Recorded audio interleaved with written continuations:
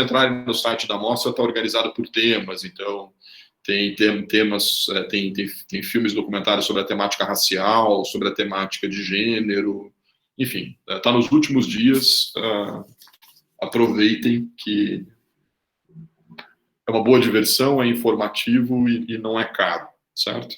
Então essa era uma dica. A outra dica... Não, a outra dica era para outra turma, é sobre... Bom, mas também serve para vocês, né? Vou deixar aqui. No jornal, no estado de São Paulo, esse final de semana, saiu uma boa resenha sobre 2 livros do Bruno Latour, lançados aqui no Brasil. Um deles se chama Onde Aterrar e o outro se chama Diante de Gaia. Eu não gosto muito da chamada hipótese Gaia, mas o Latour trata isso de uma maneira interessante e, principalmente, o livro Onde Aterrar é uma tremenda discussão sobre os desafios científicos diante das mudanças climáticas globais. Vale super a pena ler a resenha e também, é claro, ler o livro, certo? E, por último, também há no jornal Valor, nesse caso da semana passada, uma boa resenha sobre um livro do Vladimir Safatli. Eu me lembro da Daniela, mas não lembro se mais alguém mencionou algum interesse sobre as discussões que envolvem o uso da psicanálise para interpretar desafios sociais do mundo contemporâneo, né? Safatli é um dos autores que faz isso. Eu havia mencionado aqui um outro autor cujas abordagens me agradam até um pouco mais, que é o Christian Dunker, mas o Safatli tem um livro lançado não muito tempo atrás, chamado Maneiras de Transformar Mundos, Lacan, Política e Emancipação, e a Carla Rodrigues, do Departamento de Filosofia da Federal do Rio de Janeiro, publicou uma resenha sobre esse livro, que pode interessar também alguns de vocês. Então, essas são aí algumas dicas, e eu passo então para Carolina, que toca a nossa discussão de hoje. Carolina, está contigo. Obrigada, Arilson. Boa noite a todos e todas. Eu vou colocar os slides aqui na tela. Vocês me dizem se vocês estão conseguindo ver.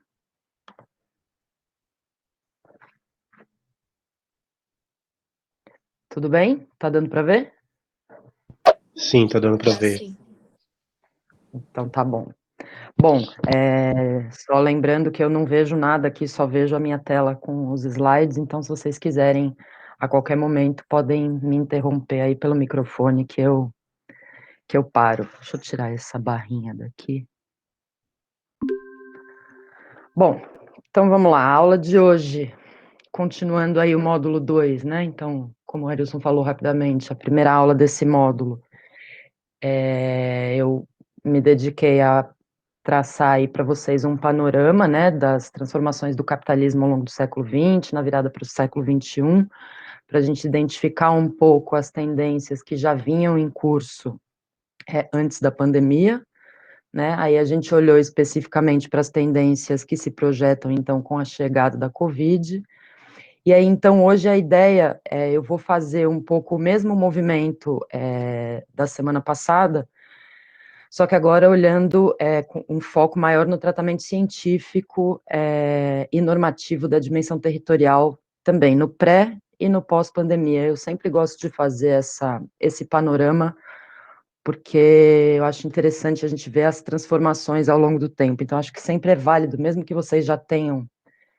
tido contato com toda essa trajetória, com essa literatura que trata dessas coisas, eu acho sempre interessante trazer esse histórico para a gente poder discutir aí o tempo presente e os olhares para o futuro.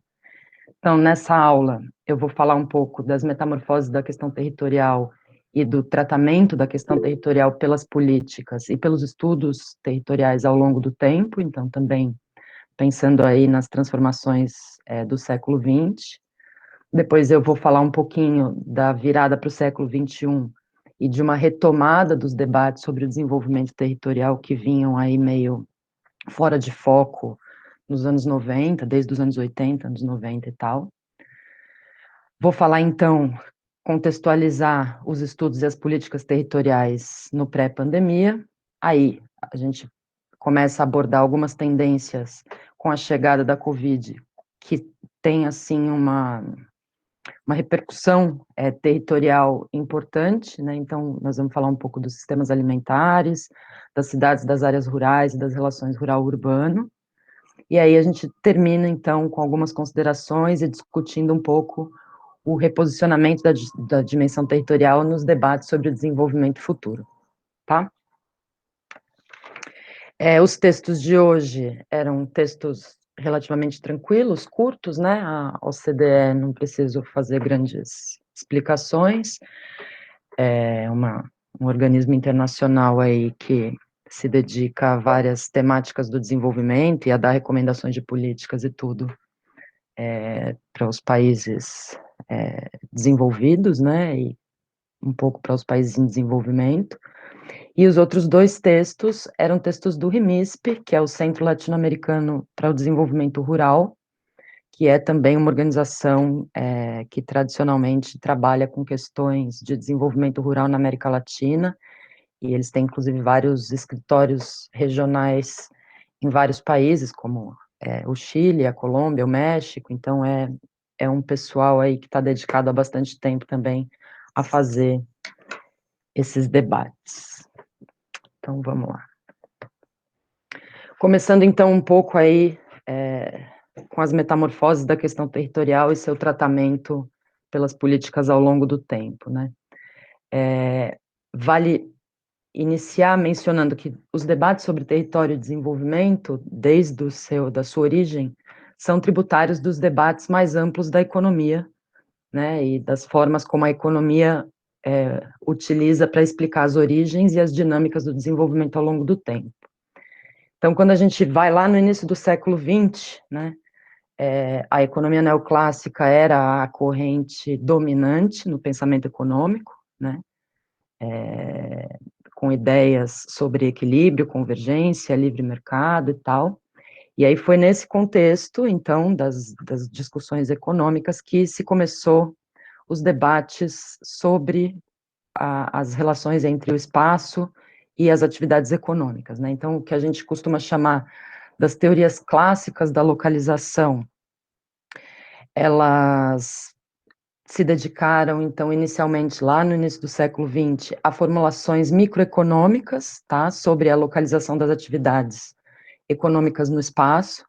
Então, basicamente, as reflexões tinham de fundo o trade-off entre concentração das atividades ou dispersão das atividades, né, e essas teorias pensavam isso muito no registro das economias de escala, dos ganhos de escala, né, e dos custos de transporte. Então, a ideia é que a localização das atividades buscaria sempre maximizar os retornos de escala e minimizar os custos, né.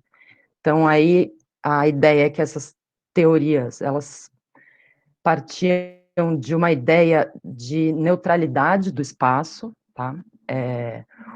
Os espaços eram tidos como superfície de atração de investimento, simplesmente. Não eram teorias que consideravam as especificidades dos territórios que elas estavam olhando, né? Então, aí tem alguns teóricos clássicos, principalmente alemães. Então, é o caso do von Thunen, que olhou aí para a dispersão das atividades agrícolas, porque ele ainda era no finalzinho do século XIX, ele estava olhando ainda para uma sociedade alemã mais agrária do que industrial, mas a lógica do pensamento e do olhar para a dispersão das atividades era um pouco a mesma, né? Então ele falava em círculos concêntricos em volta das cidades, e aí o tipo de produto agrícola em cada círculo desse tinha a ver com tempo de transporte, com duração dos alimentos e tudo isso. Em seguida, veio Weber, acho que o primeiro nome dele é Alfred, ele é irmão do sociólogo Max Weber, e ele começou, então, a olhar para uma sociedade mais industrial, né, também considerando, então, custos de transporte, custos de mão de obra, mas ele é o primeiro autor que começa a considerar as vantagens, de fato, da aglomeração das atividades, né, então, quanto isso trazia de retornos e tudo isso. Depois do Weber, vem a escola de Iena, que até hoje baseia as leituras da economia urbana, então ali a escola de Iena, em autores como Christa Leroux-Loch, foi a escola que começou a pensar a questão da hierarquia urbana, né, da hierarquia dos lugares centrais, e depois deles, para fechar esse primeiro ciclo do pensamento sobre o espaço e o desenvolvimento, o último autor é um autor que deu origem, o livro que ele lançou deu origem à chamada Regional Science, nos anos 50, que é o Walter Isar, e, na verdade, tem umas críticas que dizem que ele não fez nada de novo, ele simplesmente traduziu os debates que até então eram em alemão para o inglês, então isso ganhou uma maior dispersão na literatura, na academia, enfim, e aí, nesse momento, é o momento em que começam a surgir as primeiras associações de pesquisa nos Estados Unidos sobre a questão territorial e sobre questões regionais, né, e os primeiros periódicos também, tem alguns que, inclusive, existem até hoje. Então, essa daí foi a base inicial do pensamento sobre as relações entre espaço e desenvolvimento. A grande crítica que essa vertente inicial recebe da literatura é que, mais do que explicar, então eles mostravam que sim, existia uma tendência a uma concentração, a uma aglomeração de atividades e tudo isso, mas eles acabaram por ter explicações muito descritivas da estrutura da economia, da organização espacial da economia, mais do que explicar os motivos que respondiam pelo fato de que alguns lugares se tornavam lugares centrais e outros não. Então, essa era a grande crítica a essa vertente. Em seguida, então, nos anos do Fordismo, né, do desenvolvimento industrial e tudo isso, como eu falei um pouco na aula passada, a ideia que começa a ganhar força é a de que, ao contrário do pensamento neoclássico, os processos de desenvolvimento são inerentemente desequilibrados, então, eles não tenderiam à convergência espacial, né, e essas diferenças entre as regiões e esse desequilíbrio teria uma natureza estrutural, né? Não seria simplesmente uma questão de uma etapa a ser vencida com a própria expansão do sistema capitalista, mas seria uma questão estrutural que precisaria ter uma intervenção do Estado, né? Então, nesse momento, como eu tinha falado, é o momento de desenvolvimento de abordagens estruturalistas, né, sob, daí, já não mais uma hegemonia da economia neoclássica, mas mais das ideias keynesianas, né. No caso da América Latina, autores da CEPAL desenvolveram essas abordagens por aqui, e aí são abordagens que começam a incorporar na análise questões como concorrência imperfeita, como retornos crescentes, né, e tudo isso que, na verdade, levaria todo o sistema capitalista não ao equilíbrio, mas, de fato, aos desequilíbrios, né. Então, são autores como Perroux, Hirschman e Myrdal, como eu já tinha dito também na aula passada, que passam a tentar entender os processos de concentração regional das atividades produtivas, né, a partir de mecanismos de causação circular e cumulativa, e que estariam na base de toda a dinâmica centro-periferia, que depois a escola da CEPAL latino-americana trabalha mais especificamente, né. Então, a tendência seria de polarização, e não de equilíbrio. Então, hierarquização de espaços, quanto mais se aprofundavam os processos de industrialização e de urbanização. Na escola latino-americana, especificamente sobre a questão regional, o grande nome foi o Celso Furtado, né, que também se dedicou aí a mostrar como essas desigualdades eram estruturais na América Latina e como elas faziam parte dos processos de reprodução do capitalismo brasileiro, né, trazendo a ideia de centro-periferia da ordem internacional para dentro do Brasil. E aí é o momento, então, em que se tem a ideia de que, para corrigir esses desequilíbrios e essa tendência de concentração das atividades e tal, precisaria da intervenção do Estado. Então, esse é o primeiro momento em que o espaço regional é visto não como um espaço neutro, como nas abordagens anteriores e tal, mas como unidade de planejamento e intervenção e políticas públicas, tá? E aí, basicamente, esse é o pensamento que deu origem a que o pessoal chama de a política regional tradicional, clássica, né, que tinha como base a ideia de que o Estado precisaria intervir com investimentos em infraestrutura física, basicamente, e transferências de recursos para as regiões em desvantagem, porque elas não conseguiriam chegar no patamar das regiões mais desenvolvidas sozinhas. Então, esse é o momento de começar a intervir nos processos econômicos para buscar um maior equilíbrio espacial.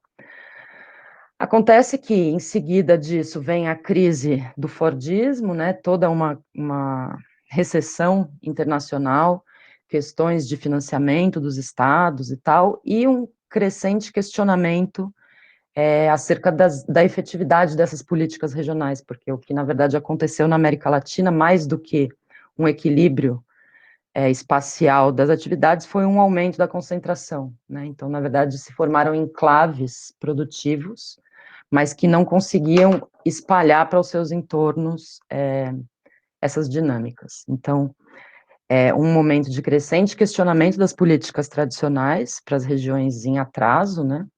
Momento, então, de reestruturação produtiva e de, enfim, início do processo mais amplo de globalização, né, sob o viés neoliberal.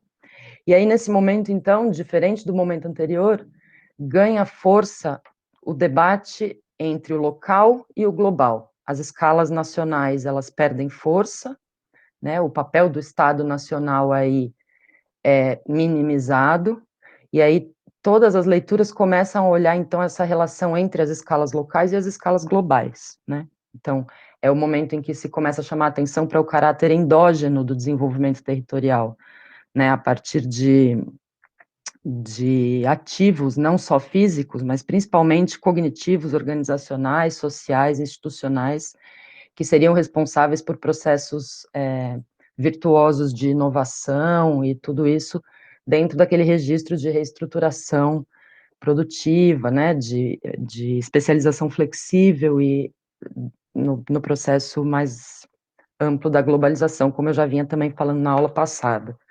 Então, nesse momento, ganham força, então, leituras, por exemplo, sobre os distritos industriais, né, que tem aí, tiveram por base as discussões sobre a Terceira Itália,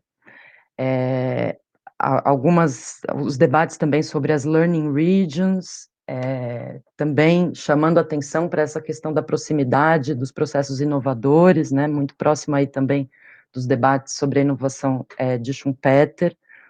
Enfim, é o foco nos ativos relacionais e na importância desses ativos para os lugares ganhadores no processo de globalização, tá? Então, é um momento também em que as cidades globais e tudo isso, tem até um autor que é da Universidade da Califórnia, que na época cunhou um termo que era o burburinho da cidade, o quanto essas coisas eram significativas para o desenvolvimento de lugares ganhadores no processo de globalização, tá?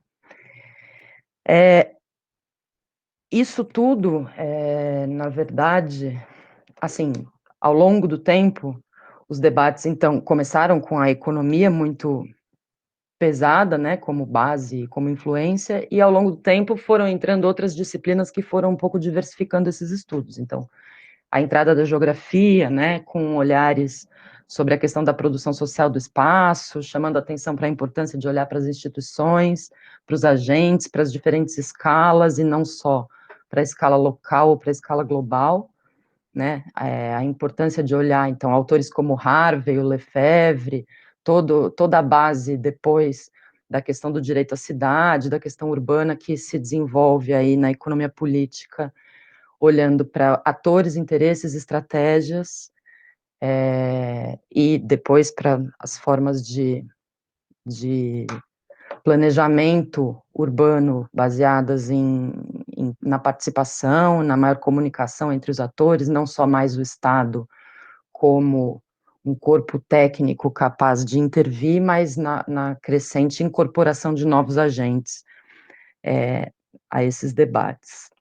Então, ao longo do tempo, com toda essa mudança de racionalidade, as políticas também mudam um pouco de enfoque. Então, como eu falei, a política regional tradicional buscava o desenvolvimento equilibrado, né? Buscava uniformizar as condições de modernização e crescimento econômico ao longo dos territórios nacionais.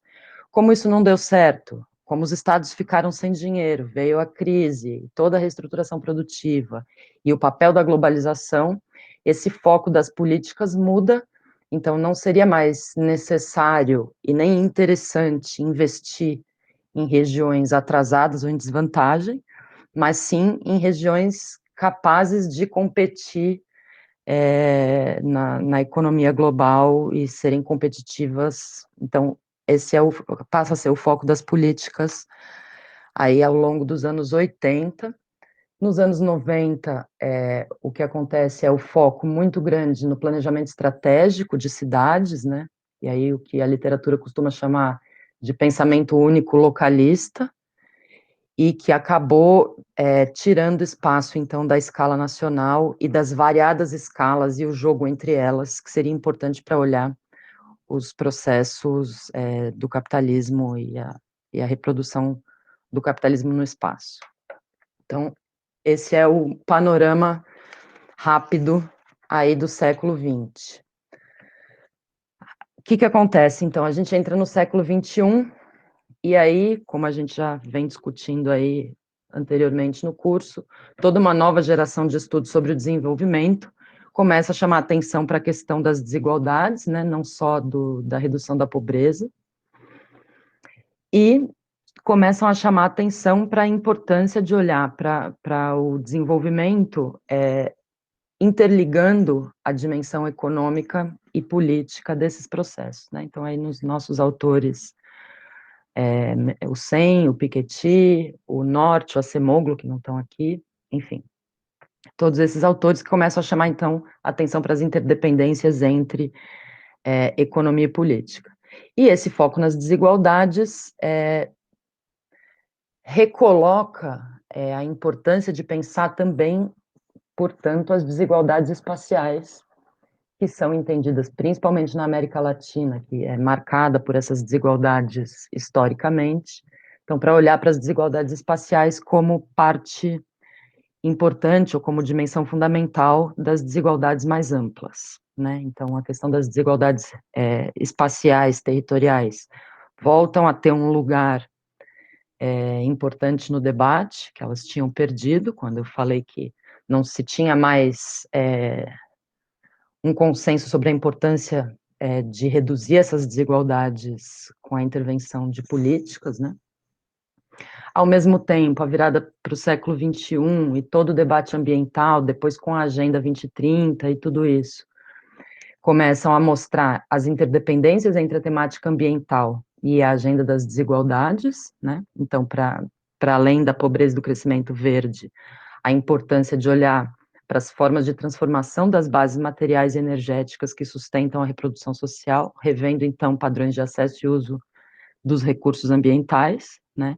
E, nesse momento, então, os territórios também passam a ser centrais quando se pensa na construção de um novo metabolismo entre sociedade, economia e natureza, né? Então, a diversidade territorial passa a ser vista como um ativo do desenvolvimento, né? que deve ser incorporada nos debates e nas políticas, de forma a que todos os territórios possam contribuir com os processos de desenvolvimento nacional, não apenas como lugares e foco de políticas meramente compensatórias, né? Então, ao mesmo tempo a questão das manifestações heterogêneas, né, do capitalismo, das desigualdades e tudo isso, voltam a colocar, então, os territórios no alvo da preocupação de políticas, né, de forma a tentar reverter essas assimetrias históricas e, por aí, promover processos de desenvolvimento espacialmente mais equilibrados, né, e mais interessantes do ponto de vista da redução das desigualdades e da conservação ambiental. Então, nesse momento, há algumas inovações no desenho de políticas territoriais, que, como eu falei, vinham sendo deixadas de lado em nome de políticas econômicas de competitividade, né? Só que não existe, não é um consenso internacional, na verdade, existe um debate muito grande entre, e aí eu vou falar as duas organizações principais que têm relatórios que fazem esse debate aí no início e ao longo dos anos, da primeira década dos anos 2000. Então, por um lado, é a OCDE, com um relatório que, se eu não me engano, chama Why Regions Matter, eu acho que é esse o nome, defendendo, então, que precisa de políticas territorializadas, que não está certo manter a aglomeração das atividades econômicas em poucos territórios ganhadores, e, por outro lado, todo um debate feito pelo Banco Mundial num relatório de 2009, que agora eu não me lembro o nome, não lembro o nome mesmo dele, mas ele, com base na nova geografia econômica, que se desenvolve também aí nos anos 90 e 2000, que tem como expoente o Paul Krugman, que foi prêmio Nobel de Economia, e rapidamente, eu devia ter falado isso no slide anterior, um pouco da nova geografia econômica, a ideia é de que não faria sentido, de fato, tentar desconcentrar as atividades econômicas, porque isso atrapalharia o processo de crescimento econômico e de desenvolvimento nacional, né? Então, a ideia, assim, bem de forma rasteira, da nova geografia econômica, que tem aí no Paul Krugman o seu expoente, é de que seria mais interessante aprofundar esse processo de concentração das atividades, né, e ligar os territórios atrasados aí, com infraestrutura, a questão da mobilidade, permitindo maior mobilidade tanto de pessoas quanto de produção e tal, para que os benefícios da concentração pudessem ser melhor distribuídos. Então, não seria interessante ir contra esse processo quase natural de concentração das atividades econômicas, e não importaria olhar para os territórios em desvantagem, importaria sim fazer políticas sociais para pessoas nesses territórios,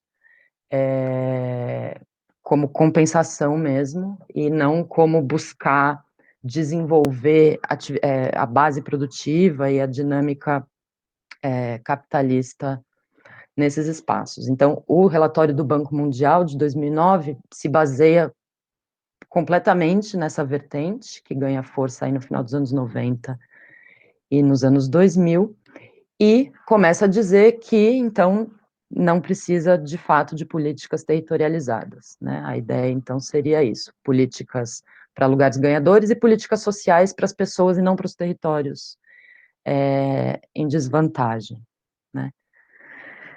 No meio desse debate, tem o debate europeu, que tenta justamente traçar um caminho do meio, então nem só políticas para áreas em desvantagem e nem só políticas para os territórios mais avançados, mas um meio termo entre as duas coisas. Então, é o momento em que, na Europa, surgem algumas políticas, como a política de coesão territorial da União Europeia, né, o programa LEADER, que foi um programa voltado para o desenvolvimento das áreas rurais, sempre com essa lógica de que, sim, é importante investir nos territórios mais competitivos, porque são eles que levam à frente o desenvolvimento dos países, mas também sem deixar para trás e valorizando ativos e dinâmicas em territórios menos desenvolvidos, né? No caso, essas políticas europeias influenciaram bastante o desenho de políticas na América Latina, e aí, especificamente no Brasil, alguns programas têm esse debate europeu de fundo, inclusive com intercâmbios de experiência entre o governo brasileiro e a União Europeia. Então, foi o caso, por exemplo, do Programa Territórios da Cidadania, que começa lá, acho que em 2008, né, durante o governo Lula. Depois, ao mesmo tempo, aí nesse momento, a PNDR, que é a Política Nacional de Desenvolvimento Regional, que, da mesma forma como as políticas europeias, buscavam traduzir, então, essas inovações para a realidade brasileira, de forma a valorizar, então, a diversidade de territórios do país, certo? Bom, eu ia pôr aqui um quadrinho, mas aí achei que ia tomar muito tempo.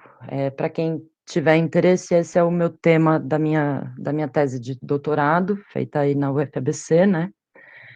Um pouco que a ideia é assim, dentro de todo esse panorama, o que a gente pode dizer sobre o campo dos estudos territoriais, então, no contexto anterior, e como ele estava formatado, então, antes da chegada da pandemia, né?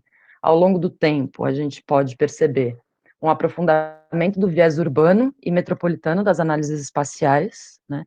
E toda uma ideia por trás disso, de que as áreas rurais, e isso vem lá desde os processos de industrialização e urbanização acelerada, né? De que as áreas rurais tenderiam a perder importância ou até desaparecer nas leituras mais ferrenhas, assim. Então, toda a leitura da urbanização extensiva e tudo isso coloca o foco nas cidades, né, nas áreas metropolitanas. Então, por um lado, as vertentes da economia regional apontam para e se preocupam com a estruturação de redes de cidades, com toda a questão da hierarquia urbana, né, o papel central dessas grandes cidades para a estruturação dos entornos regionais. Então, a região metropolitana cada vez mais como nova unidade econômica global, né? Por um lado, na preocupação da economia regional. Na economia política, como eu falei, toda aquela vertente da produção social do espaço e toda a leitura que vem também lá desde o Harvey e do Lefebvre, a ideia de que as dinâmicas em marcha nas grandes cidades são centrais para a acumulação e reprodução do capitalismo, né? Então, o urbano é tido cada vez mais como forma espacial do capitalismo contemporâneo e como lugar também de resistência. Então, esse foco urbano cada vez mais pesado nos estudos territoriais. Outra questão que parece bastante importante, que a gente tira também da evolução desses estudos, e que importa para o que a gente está hoje discutindo aqui, é uma ênfase crescente também nas macro tendências do capitalismo e nos seus impactos na produção do espaço, né? Então, é uma literatura que, ao longo do tempo, denuncia de forma crescente o domínio do grande capital sobre as cidades e os espaços regionais, né, em detrimento de outras formas alternativas de apropriação do espaço por outros interesses, por variados grupos sociais, né. Então, também é aí a ideia de que as cidades, principalmente, recebem as dinâmicas de acumulação que emanam dos centros hegemônicos, né? Então, os territórios são tidos aí também um pouco como receptáculo dessas grandes tendências que são o grande guarda-chuva do capitalismo contemporâneo, como a financiarização e tudo isso, e como isso impacta os lugares, né? E a terceira linha, que também deriva aí, então, desse olhar sobre a evolução dos estudos ao longo do tempo, é um foco também bastante grande, principalmente mais recente, nas ideias de contraplanejamento e de praxis urbana como forma de mobilizar agentes em direção ao direito à cidade, e aí, de novo, são os espaços urbanos, né, contrariando a apropriação do espaço pelo capitalismo. E aí, todo o debate do sul global, da formas de descolonizar o que seria o planejamento urbano e olhar para uma diversidade maior de espaços urbanos fora dos grandes centros, né, principalmente no norte do mundo.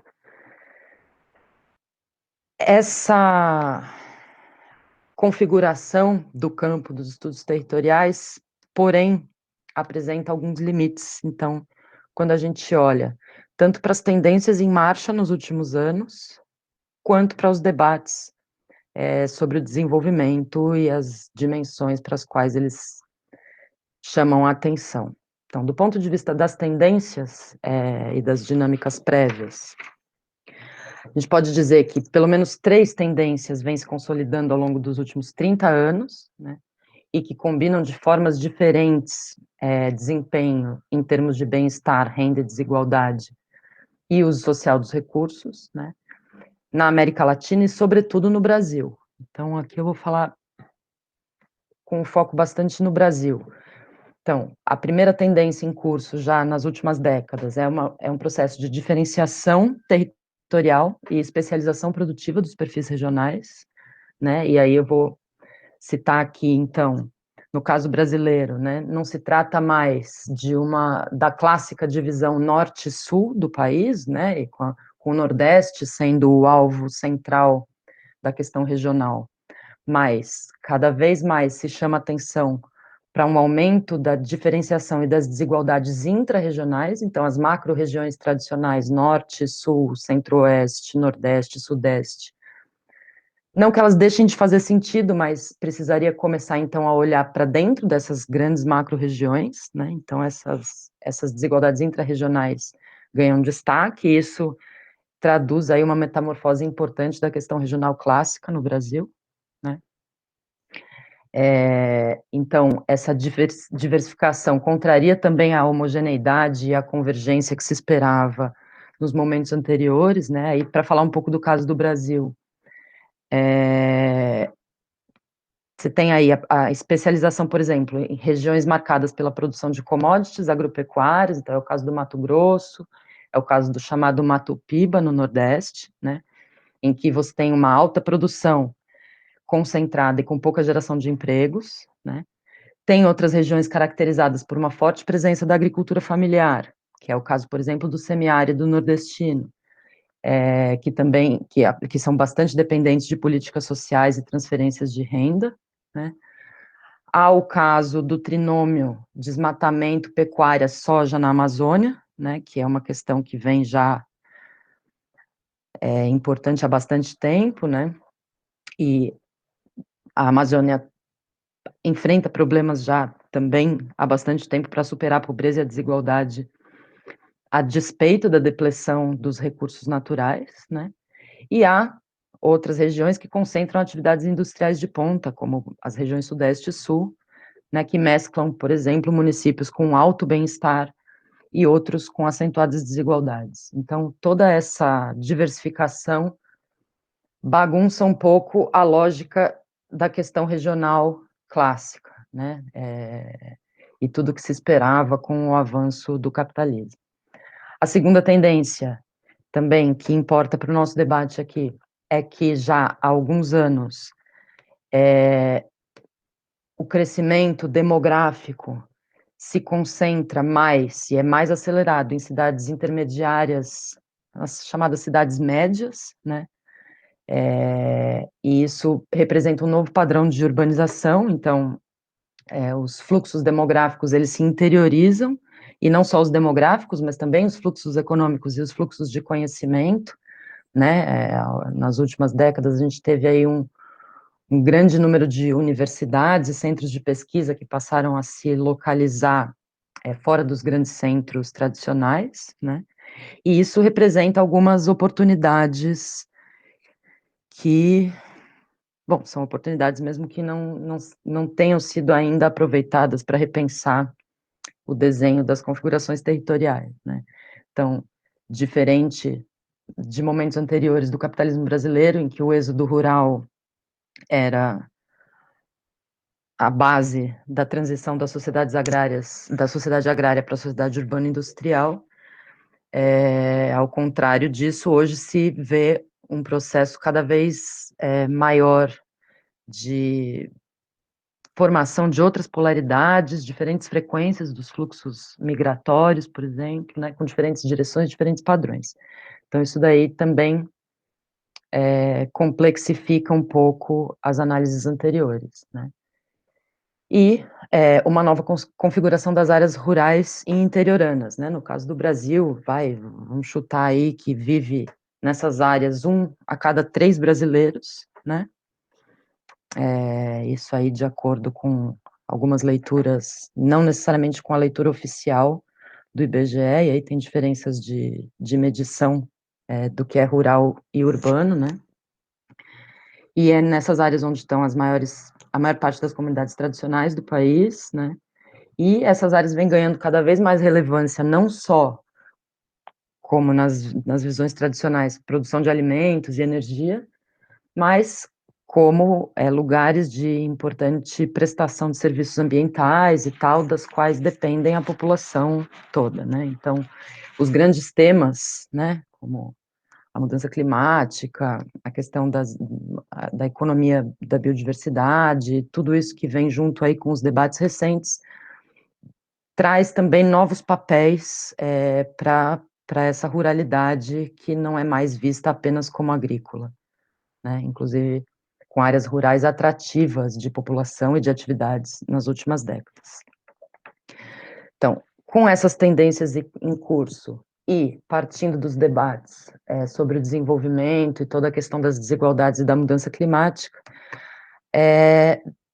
a gente pode apontar alguns limites dos estudos territoriais, então, à luz dessas tendências e dos debates sobre o desenvolvimento, né. Então, o primeiro deles, poucos instrumentos analíticos para o entendimento dos processos de diferenciação territorial e para um diálogo mais substantivo com as especificidades territoriais, né. Como eu vinha falando, existe um foco nas macrotendências e como elas chegam nos territórios, só que as macrotendências são comuns a todos e não explica a heterogeneidade de manifestações do capitalismo que a gente observa nos diferentes territórios, né. Então, falta instrumento para olhar para esses processos de diferenciação.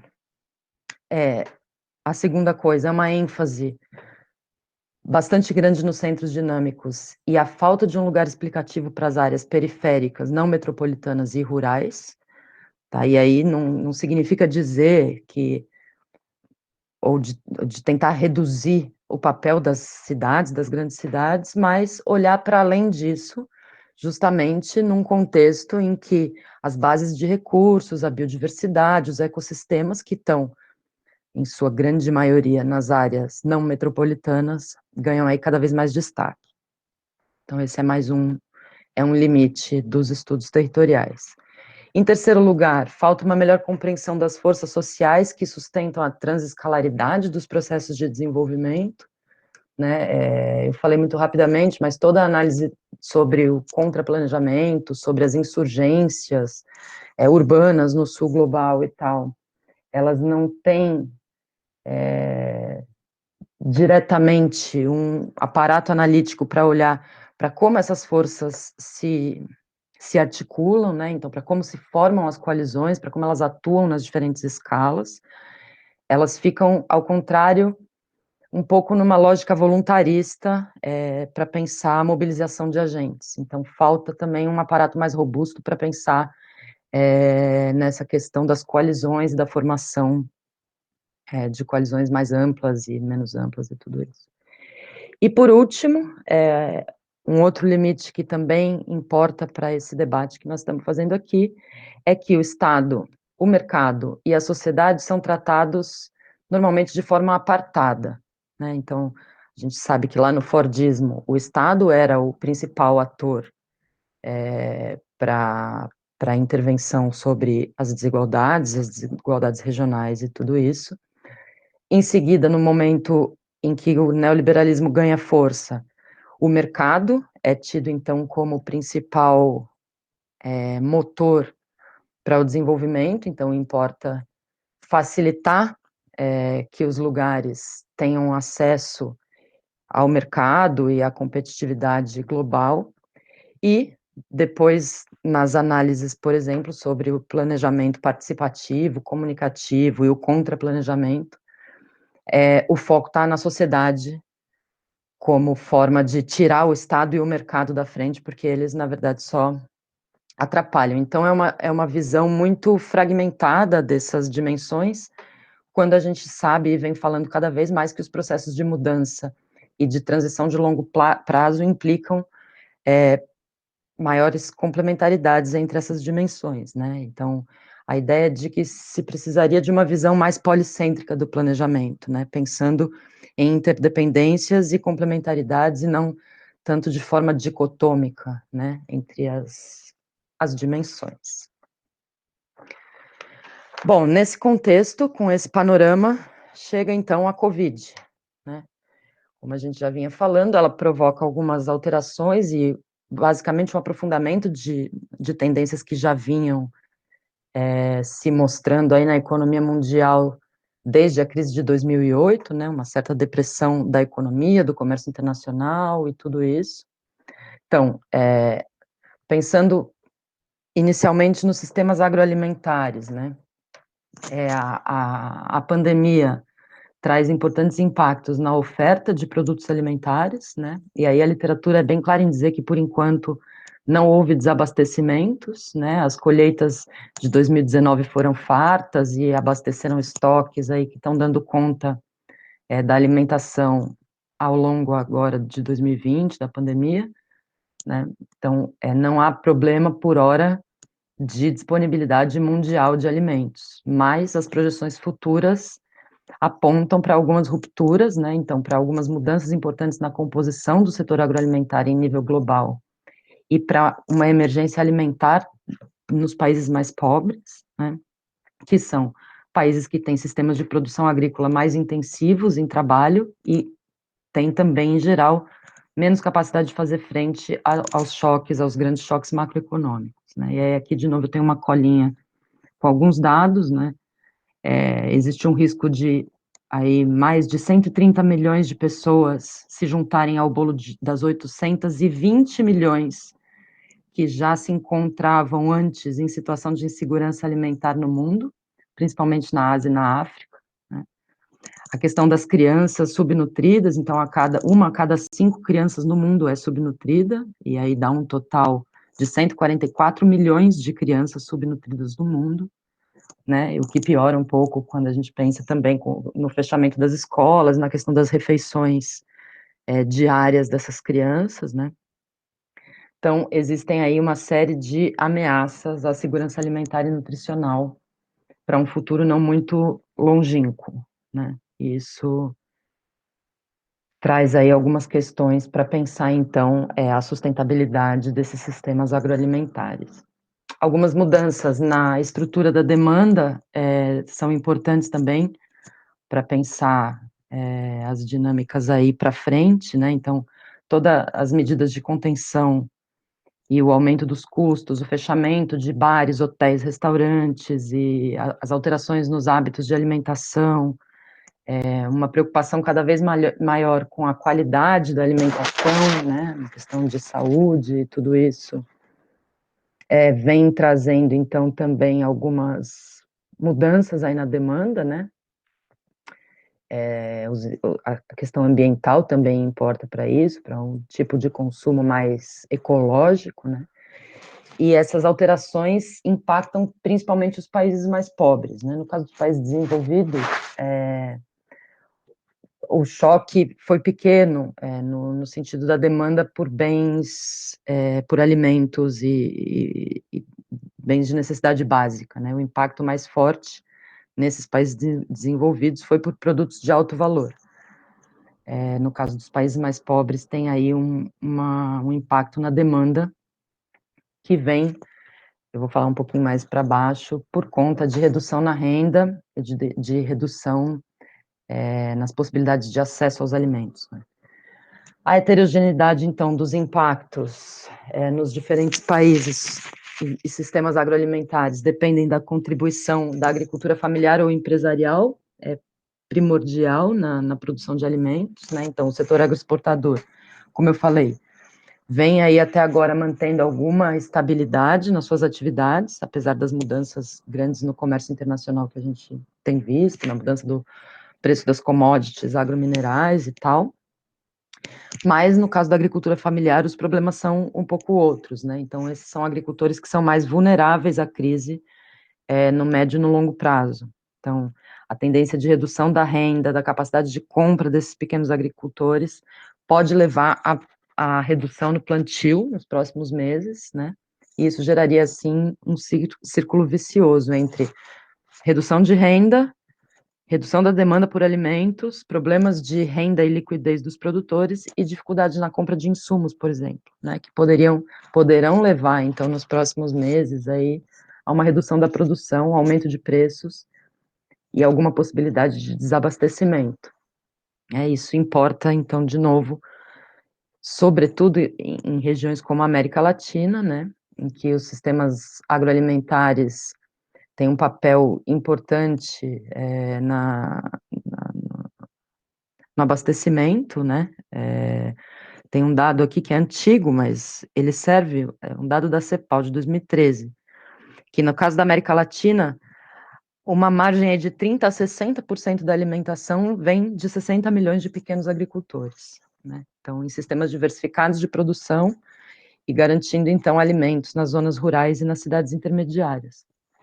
E isso, problemas nesse quesito são importantes também quando a gente pensa que é uma região, é a mais desigual do mundo, né? E tem já uma vulnerabilidade histórica das áreas rurais, das famílias rurais, enfim, e projeções de aumento da pobreza nessas áreas. Segundo a FAO, a projeção de aumento da pobreza nas áreas rurais para os próximos meses aí é de 5%. Né? Então, essa é uma geral do que se fala sobre os impactos nos sistemas agroalimentares, e os relatórios internacionais que a gente olhou, e vários outros, como eu falei para vocês, também esses que eu indiquei são só alguns exemplos de todos os relatórios que estão aí na mesa discutindo esses assuntos, e basicamente esses relatórios têm dois focos. Então, tem alguns que olham mais para a questão dos mercados, das cadeias globais de alimentação, então pensando preço de commodities, exportações, comércio internacional, e tem uma parte desses olhares que se volta mais para a questão dos circuitos curtos e de proximidade, né, na questão alimentar. Vamos ver aqui.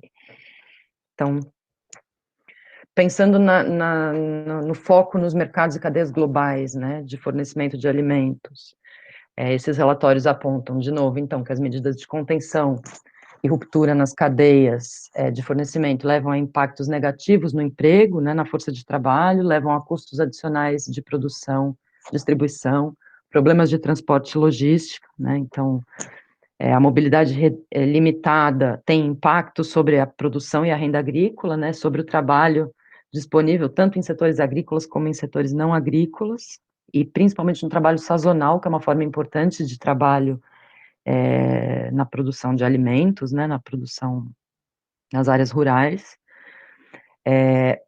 Existe aí uma preocupação grande, por um momento, com a perda grande de produtos perecíveis por conta das questões de logística, a questão do aumento do frete, né, as linhas aéreas aí meio também com seu funcionamento reduzido.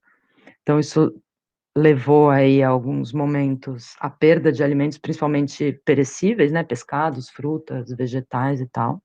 E aí, de novo, aqui um dado de que nos últimos meses o custo do frete ficou até 60% mais caro, né? Então, isso daí levou a muitas perdas e a uma redução das rendas agrícolas, né? Enfim, essa é uma questão. De novo, o bom desempenho do setor agroalimentar vem segurando um pouco a onda aí dos impactos, né? Mesmo com uma redução do comércio total de bens e também das exportações agrícolas em nível mundial. E aí, de novo, um dado, né? Redução do comércio, eu já vinha falando na outra aula, de mais ou menos 11%, e uma redução aí de 1,5% das exportações agrícolas, né? E aí tem diferenças entre os países que exportam, quais são os destinos, né, para onde eles exportam, e quais são os produtos exportados, né? E tem uma questão aí, então, nessa questão também do setor agroalimentar, que é a ausência de insumos intermediários para os agricultores, né? Então, uma baixa disponibilidade, altos preços, e o que pode trazer dificuldades para as colheitas desse ano e do próximo, né? Principalmente nos países em desenvolvimento.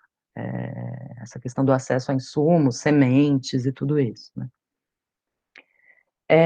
De novo, essas cadeias longas, né, agrícolas, alimentares, cumprem diferentes papéis dependendo do lugar que o país ocupa no comércio internacional, né? Então você tem países exportadores e tem alguns países importadores natos, né, que seriam incapazes de se abastecer com a produção local de alimentos. Aí que, de novo, alguns dados. No caso da América Latina, né, existem alguns países que são líderes em cadeias globais de valor. É o caso do Brasil, que lidera a exportação de soja, frango, café, açúcar e suco de laranja. E aí, um dado que desde o início da pandemia, 12 países da América Latina aumentaram as exportações agrícolas em 8%, o que dá aí algo como 85 milhões de dólares, né? A América Latina tem 7 países, os 7 países mais exportadores são Brasil, Paraguai, Costa Rica, Equador, Guatemala, Argentina e Belize. Enfim, a grande parte dessa exportação, como diz aí, então, no próximo tópico, vai para a China, né? A China já era antes e agora cada vez mais é o destino dominante das exportações da América Latina. Tem sido um mercado agrícola o mais dinâmico do mundo, né? E a China é a principal parceira comercial do Mercosul. Aí, de novo, eu vou dar uns dados aqui que são interessantes. Então, dos 8% de aumento das exportações para a China, das exportações da América Latina para o mundo, 7% são para a China, desses 8, né? Que aumentaram 28% nos meses da pandemia. 30% do total agrícola dos 12 países exportadores para a China, então 30% é para a China, e no caso do Brasil, 35% das exportações vão para a China, né? Então é um papel importante aí como parceiro comercial, né? E aí, um pouco falando, abrindo um pouco a caixinha das exportações do Brasil para a China, né? O Brasil domina as exportações de soja e carne, aumentou muito durante a pandemia as exportações de açúcar, e aí o dado é de que aumentou 1000% nesse período a exportação de açúcar para a China, né? Aumentou 5% a exportação de soja do Brasil para a China, que representa um aumento de quase 40%, 9% de carne bovina, 2% de carne suína. Então, assim, tem uma tendência de crescimento das exportações do Brasil para a China e que tende a seguir crescendo, né? E só para comparar com o mesmo período do ano passado, é um aumento de 36% das exportações para a China, né? Então, é alguma coisa, bons dados para pensar a questão das cadeias globais e, enfim, o lugar também dos Estados Unidos, né? Tem aqui uns dados.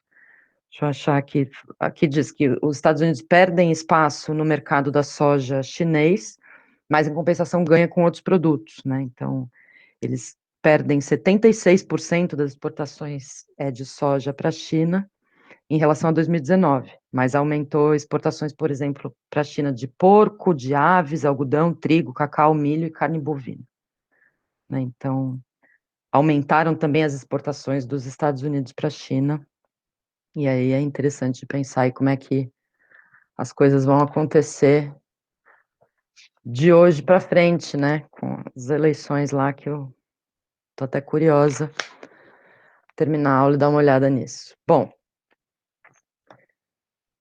então, tem toda essa parte dos relatórios que está mais preocupada com a questão dos mercados globais, e tem uma outra parte, então, que está olhando para o papel dos circuitos curtos na pandemia, né? Então, esses relatórios mostram como esses circuitos vêm sendo potencializados, eles já eram ativos, mas eles se potencializaram com a pandemia, né, como uma resposta ativa e eficiente para a garantia de abastecimentos locais e segurança alimentar, né, então são tidos como vias criativas e inovadoras para atender a demanda, né, a provisão de alimentos saudáveis, toda a preocupação com uma produção responsável, geração de renda e tudo isso, biodiversidade.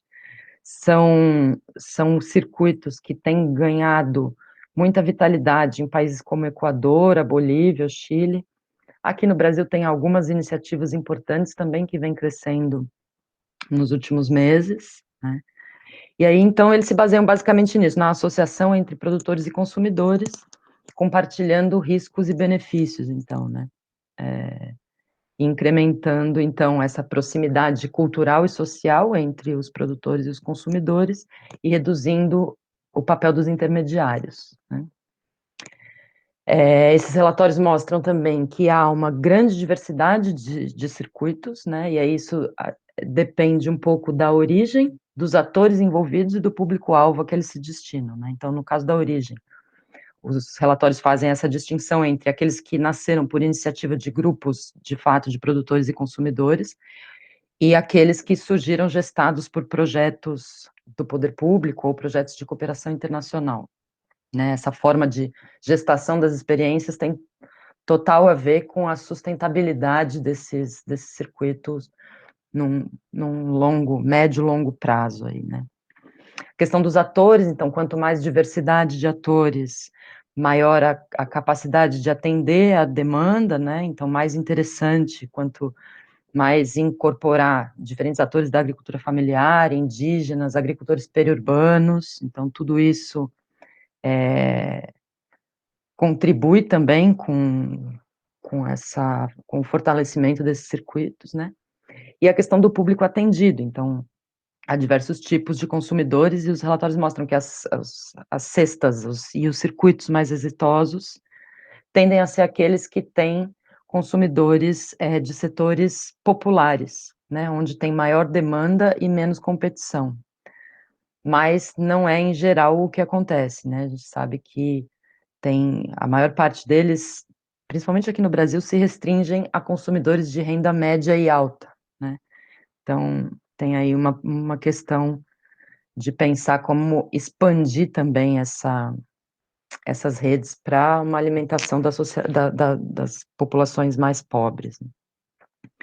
Então, esses relatórios mostram também que o sucesso é vinculado à amplitude e à diversidade das redes e aliança de atores, né, formais e informais, e sempre um foco na participação de associações, ONGs, setor público e academia, né, aí como também atores estratégicos, né, então é um olhar que vincula bastante capital social, né, desses circuitos com a sustentabilidade das iniciativas, né, e aí algumas ideias interessantes, então, alianças entre diferentes territórios ecológicos para dar conta de uma demanda exigente, né, e diversificada, combinação de variados canais de venda, e uma coisa importante também, aí na América Latina, são as vantagens que derivam de se ter negócios complementares, por exemplo, como o agroturismo, tal, e a promoção de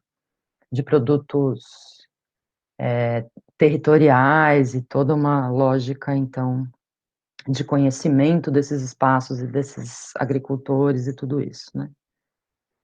E aí os desafios comuns de todas essas experiências analisadas é uma questão de escala, né? A escala às vezes é pequena, e aí para você pensar em aumentar esses circuitos, essa é uma questão que se coloca aí como um gargalo, né? A questão da variedade também não é um problema quando você pensa numa demanda urbana de classe média e alta, que é bastante exigente, né? Baixa produtividade, custos de logística, né? E aí tem leituras que falam que o problema é que tem muita gente que confunde agroecologia com um manejo pouco eficiente, e não necessariamente precisa ser assim, né? Então, buscar certificação, buscar atender essa demanda exigente é um caminho ainda que falta trilhar, né? e, principalmente, conseguir atingir classes mais pobres, garantindo a segurança alimentar e nutricional e alimentação saudável também para as populações fora das classes médias e altas, né? Então, na verdade, tem aí um limite e essas iniciativas seguem sendo minoria no abastecimento. Elas representam muito pouco por cento, na verdade, da oferta alimentar hoje em dia.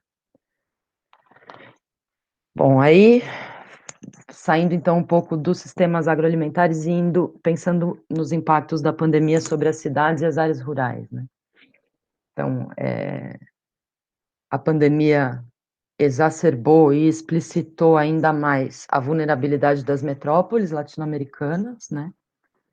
E aponta aí para uma possibilidade de aceleração da tendência que já vinha acontecendo de crescimento maior em cidades médias e pequenas, né, com atração de habitantes, migrações de retorno e tudo isso. Então, cada vez mais a ideia de que as grandes cidades não estão preparadas para um futuro de resiliência, né, aos choques e tudo isso.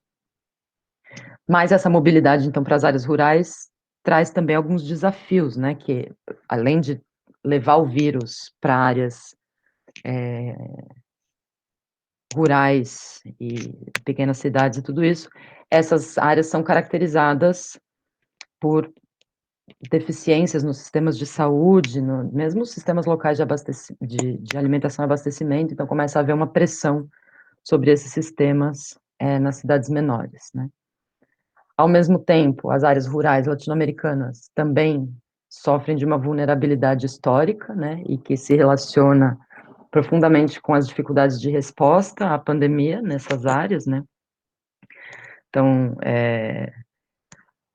características demográficas, né, em geral, essas áreas têm uma população mais velha, são menores rendas e concentração, às vezes, bastante grande de pobreza, né, comunidades tradicionais, e tudo isso em pequenos municípios, né, que, na maior parte dos casos, têm capacidades técnicas e capacidades orçamentárias reduzidas para a execução de políticas, o que se configura também como um desafio adicional. Os impactos sobre as exportações agrícolas reverberam também nas áreas rurais, né? Os fluxos de commodities restringidos e tudo isso impactam as economias rurais menos diversificadas, né? E aprofundam, então, a crise já pré-existente e tudo isso, trazendo de novo projeções preocupantes de recessão e aumento de pobreza e tudo isso, né? Principalmente nessas áreas que dependem dos mercados de exportação de bens primários, né? Importação de bens intermediários. Então, isso daí também contribui para uma vulnerabilidade dessas áreas no médio e longo prazo, né? E os impactos sobre emprego e ocupações, então, a baixa acessibilidade à internet, dificuldades de teletrabalho, redução do trabalho temporário sazonal e do trabalho informal não agrícola, né? Isso leva a problemas de entrada de renda para as famílias rurais, né? E também a riscos no sistema de abastecimento e distribuição de alimentos, né? Então, e uma outra questão que também já vinha antes da pandemia e que agora se acentua, que é a tendência de automação, né, de tecnologias digitais nos mercados de trabalho e tal, isso aí também é, então, uma questão para as áreas rurais, onde o acesso digital nem sempre existe, né, e aí isso mostra como a paridade entre as áreas rurais e urbanas ainda é alguma coisa bastante distante, num horizonte próximo, né. Bom, a pandemia também vem chamando atenção cada vez mais para a centralidade dos vínculos entre áreas rurais e áreas urbanas, né? Então, é um reconhecimento cada vez maior da necessidade de resiliência dos diferentes territórios aos choques futuros, né? Então, as pandemias, essa e outras possíveis, a questão do aquecimento global e tudo isso, trazem a necessidade de repensar, então, os assentamentos humanos, né? Como a gente vinha falando até recentemente, a lógica da aglomeração e da concentração dos benefícios do desenvolvimento nas cidades maiores era algo não questionado, né? Só que a gente sabe que esses padrões de urbanização, principalmente na América Latina, levaram à pobreza, a desigualdades, a problemas relacionados, todos os problemas que vieram junto com essa transformação rural e com a migração para as áreas urbanas ao longo do processo de industrialização, né? Então, a ideia de que esses vínculos e a integração entre essas áreas pode ser, deve ser fomentado e aprimorado como uma forma de aumentar o acesso das áreas rurais a equipamentos que historicamente estão concentrados em áreas urbanas, né? Então, a ideia de não só bens públicos, mas emprego e tudo isso, né? Então, é uma forma de combater também e de tentar dar respostas à vulnerabilidade das áreas rurais, facilitando aí esses fluxos e esses vínculos em territórios chamados territórios intermediários, né? Então, a ideia de que as cidades menores, elas são mais interessantes do que os grandes centros urbanos, né, por conta de serem mais flexíveis e permitirem uma adaptação mais interessante e mais fácil a choques e tudo isso do que as grandes cidades, né? Então seria uma escala mais manejável de controle do avanço, por exemplo, de contágios e coisas assim, né? E é isso, forneceriam as vantagens das grandes cidades para as populações rurais, mas sem os custos das grandes cidades, como problemas de, enfim, de segregação, problemas de todo o problema que a gente conhece nos nossos processos de urbanização, né? Então, os espaços intermediários são cada vez mais apontados aí como uma alternativa interessante para pensar um desenvolvimento espacialmente mais equitativo, né, e mais sustentável, mas precisaria, então, ter políticas públicas ativas para isso, para que essas cidades menores não repitam nesse processo os problemas que aconteceram, então, com as grandes cidades, né, nos momentos anteriores aí. Então, problemas como acesso a serviços fundamentais, saneamento, água potável, assentamentos informais, todo o problema da gentrificação, né, e tudo que veio junto com essa urbanização acelerada e com o inchaço das grandes cidades, precisa de políticas ativas para que isso não se reproduza, então, nas cidades menores, né, para que elas, de fato, possam desempenhar esse papel importante na construção de territórios mais equitativos.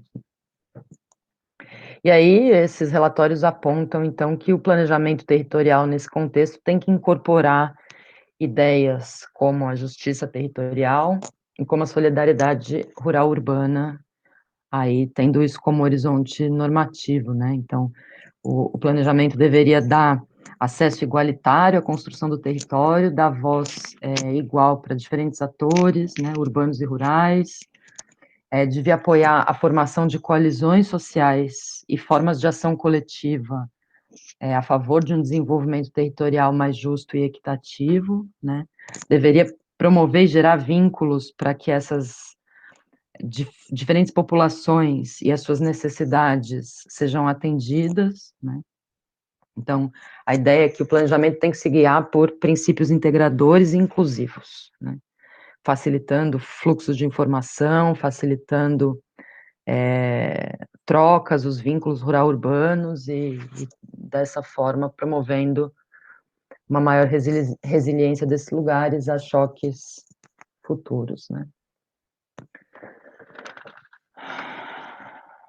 Olha, eu estou falando aqui, se vocês quiserem, vocês me interrompam, eu vou só tomar um copo d'água.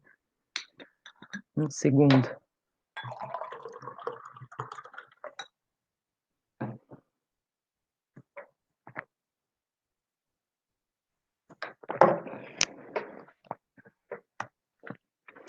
E daí, então, saindo de toda esse olhar aí para todos os estudos anteriores e tal, e as tendências, né, que estão hoje.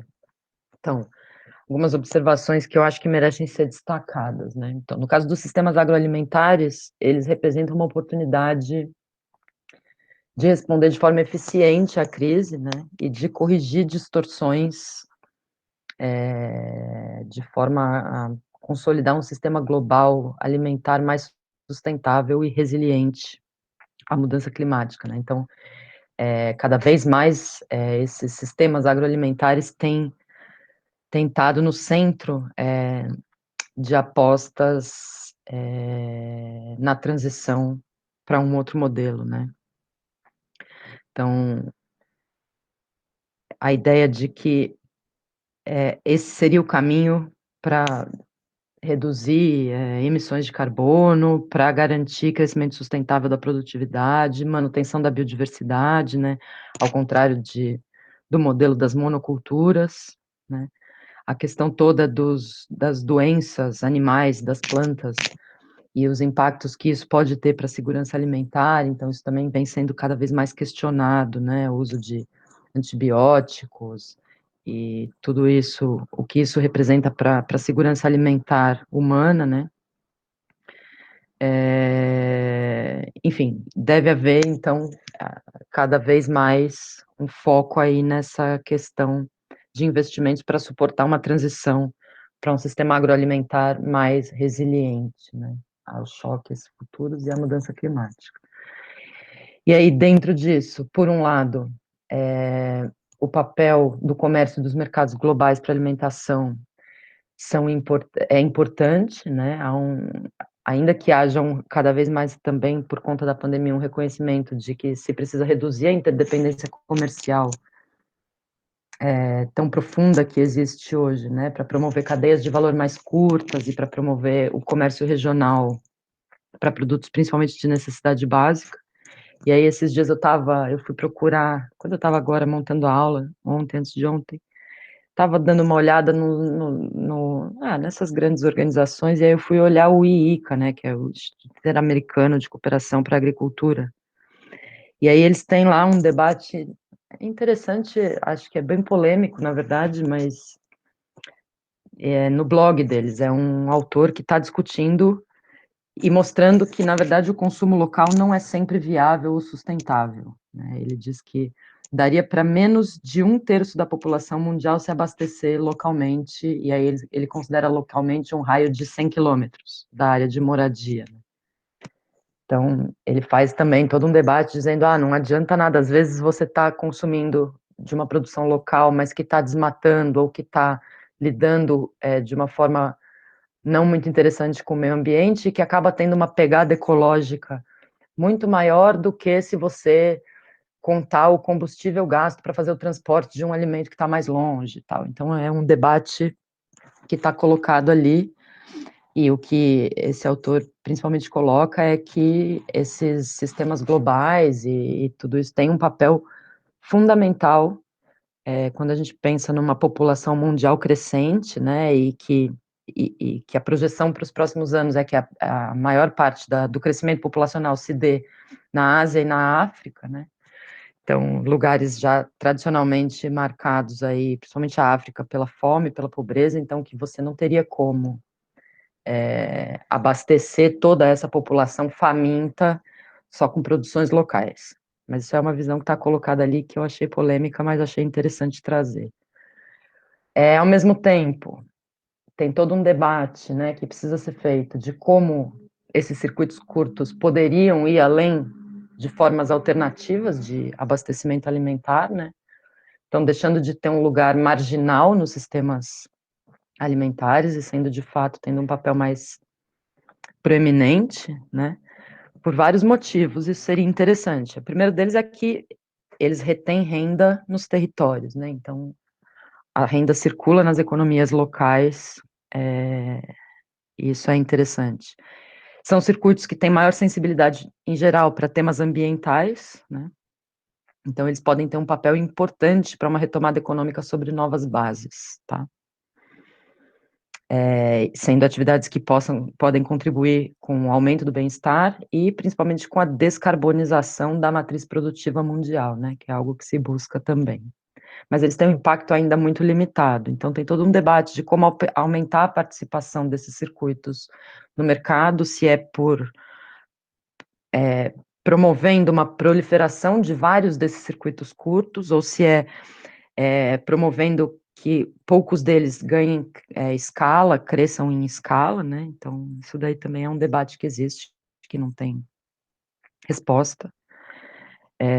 O que se diz é que, e isso é uma coisa central, ele precisa também atingir setores mais populares, e não só os setores de mais alta renda, né?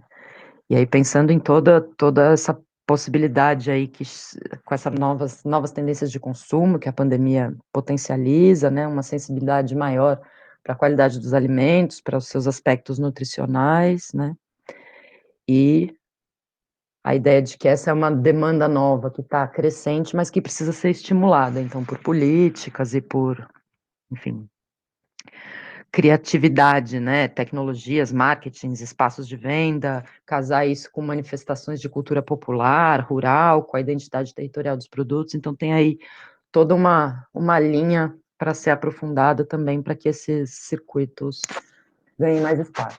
Mas, na verdade, a grande conclusão que se chega é que a resiliência dos sistemas agroalimentares vai estar numa combinação de estratégias, né? Tanto de consumo e produção local, como de comércio internacional, como no fortalecimento de cadeias regionais. Então,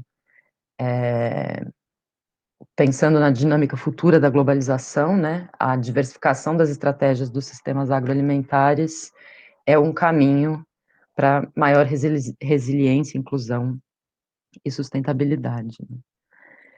E os vínculos rural-urbanos como novas oportunidades para o desenvolvimento rural, né, não só produção de alimentos, energia, mas por conta de fornecer serviços ecossistêmicos, amenidades ambientais, para ser cada vez mais também considerado como lugar de moradia e não só como lugar de produção, né? Então, a mobilidade toda que veio com a pandemia e tudo isso, tudo bem, trouxe a crise, mas significa uma oportunidade de reorientar e rebalancear apoios também para essas áreas, junto ao setor de alimentação, produção sustentável e, enfim, buscar aí o aproveitamento desses vínculos para construir áreas rurais mais paritárias com as áreas urbanas, né, e resiliência e equidade também, que é central para a agenda dos Objetivos do Desenvolvimento Sustentável. E aí a gente chega, então, no penúltimo slide, para discutir um pouco, então, agora sim, o tema da aula, que é o reposicionamento dos territórios no contexto pós-pandemia, né? Então, alguns pontos aí que eu resolvi destacar, que eu acho que são centrais para isso. A dimensão territorial ela é fundamental para entender a dinâmica da pandemia, né? A manifestação heterogênea, os impactos e as possibilidades futuras. E ela coloca de novo na roda a questão das desigualdades regionais, né?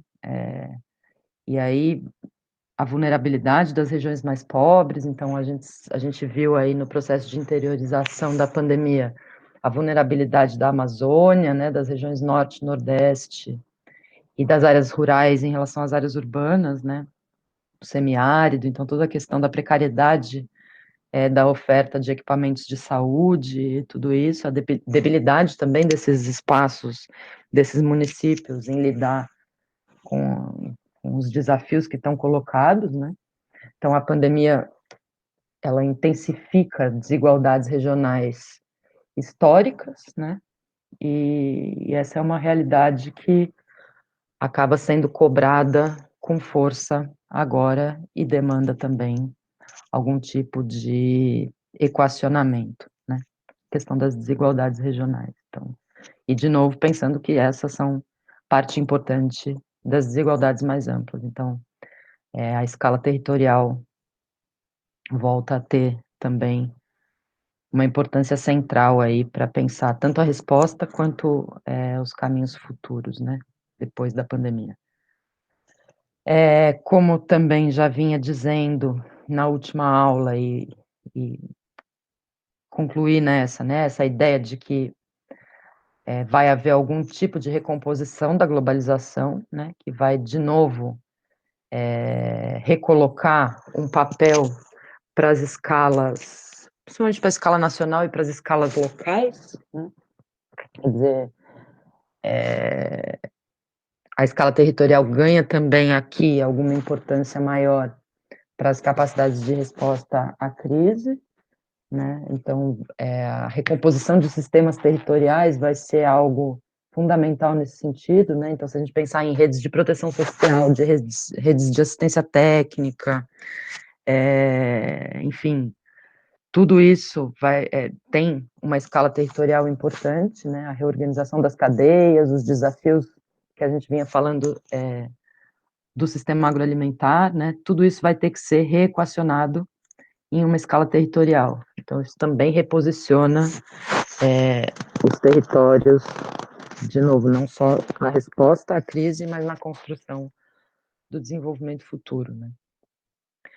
Ao mesmo tempo, os grandes temas da agenda contemporânea já vinham reposicionando os territórios rurais e interioranos na agenda de desenvolvimento, e isso também ganha cada vez mais força com a pandemia, né? Então, temas como a produção de energia, economia circular, circuitos curtos, sistemas agroalimentares sustentáveis, desigualdades, mudanças climáticas, hábitos de alimentação, tudo isso traz a importância das áreas rurais como lugares privilegiados para pensar novas formas de relação entre a sociedade e a natureza, né?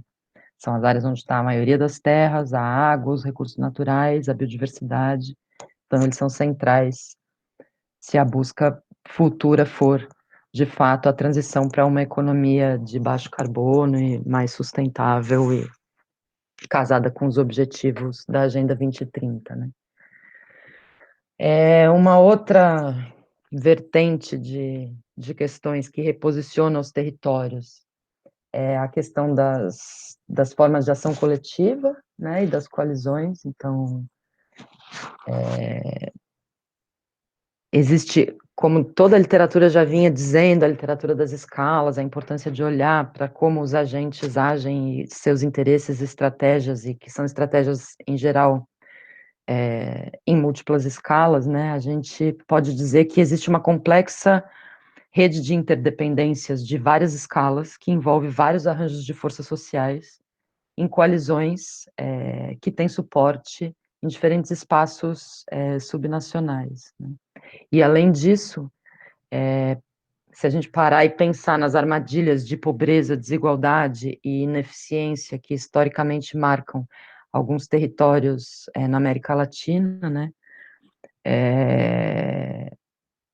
a gente pode pensar que todas essas armadilhas refletem estruturas sociais que são profundamente enraizadas, né, e instituições que são suportadas e recriadas pelos agentes sociais. Então, de novo, a questão territorial e as formas de dominação e as formas de distribuição do acesso e dos benefícios do desenvolvimento, elas são territorialmente dadas, né? Então, isso daí também reposiciona os territórios quando a gente pensa na questão das coalizões e nas articulações de forças sociais que reproduzem esses padrões de desigualdade, mas também que poderiam deixar de reproduzi-los e, enfim, trazer mudanças aí futuras, né? A ideia, então, de que as soluções futuras terão que considerar a diversidade de modos de vida, de bases materiais dos estilos de crescimento econômico e os conflitos distributivos ao redor do acesso e uso dos recursos, né? E isso passa de maneira inexorável pelo diálogo com as especificidades territoriais, né? Então, os territórios, de novo, como um lugar importante para as políticas e estratégias de desenvolvimento, tá? É necessário desenvolver a capacidade de cada território expressar o seu potencial de desenvolvimento, né? Não só ser atendido por políticas sociais e por transferências de recursos e tal, mas, de fato, pensar como incluir os diferentes territórios nos processos mais amplos de desenvolvimento, né? E aí, pensar também formas de reduzir esses gaps territoriais, tendo, de alguma maneira, a coesão territorial como objetivo do desenvolvimento nacional.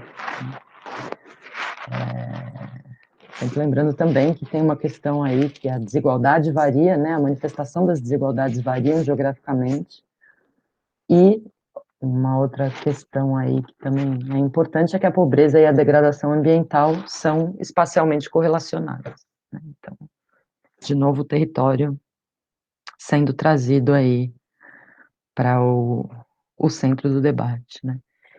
Então, um pouco a ideia de que a dimensão territorial é central para pensar o futuro do desenvolvimento, né?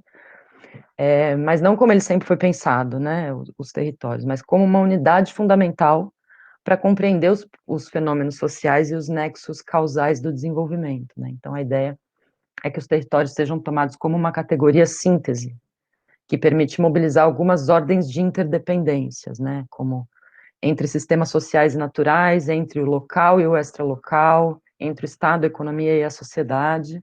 Então, mobilizar essas interdependências, mais do que olhar para elas de forma antagônica ou dicotômica, mas não em narrativas que reconheçam o papel fundamental dos territórios, então, nos processos de desenvolvimento, na busca por um novo modelo. Sempre, então, pensando nessas interdependências entre as várias dimensões do desenvolvimento, né? E aí, para terminar, esse é o último slide, nem sei que horas são, vou terminar e daí eu passo a palavra para vocês. Um pouco pensar, então, nesse contexto aí, né, de reposicionamento dos territórios, que teoria a gente precisaria ter para olhar um pouco para isso, né, com esse viés, né, com esse olhar que a agenda contemporânea está pedindo, né? Então, a gente já vinha também falando um pouco que esse é um momento de transição de paradigmas, né, que é necessário desenvolver novas formas de olhar para a dimensão territorial dos processos de desenvolvimento, né, como a gente vinha falando, os desafios atuais, eles não podem ser enfrentados com a antiga geração de instrumentos e políticas, né, e aí voltando lá atrás, na política tradicional, em que os estados tinham um papel diferente do que tem hoje, em que as formas de financiamento eram outras, os investimentos privados também tinham outro lugar e tudo isso, né? Mas os desafios que estão hoje dados também não podem ser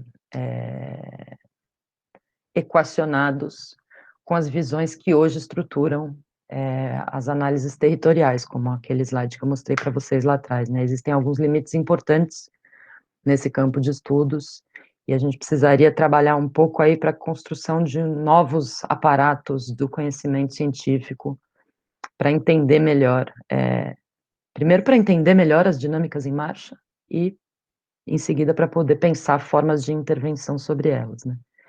Então, a ideia é um pouco pensar que aparato analítico para esse tratamento da dimensão territorial de uma maneira compatível com os objetivos e com os desafios atuais, né? Então, a ideia é um pouco de que esse aparato analítico precisa ter a capacidade de lidar com as diferentes respostas e ajustes dos diferentes territórios, as tendências mais amplas do capitalismo contemporâneo, né, e as crises e choques futuros, e isso passa, então, por uma melhor compreensão das dinâmicas territoriais e das diferentes dinâmicas territoriais cada vez mais diversificadas, né, então não só partir das macro tendências e como elas chegam nos territórios, mas pensar como esses territórios de forma ativa recebem essas tendências e retraduzem elas em um caminho ou em outro. Então, a gente ainda não tem meios analíticos suficientes para entender esse processo de diferenciação e de recepção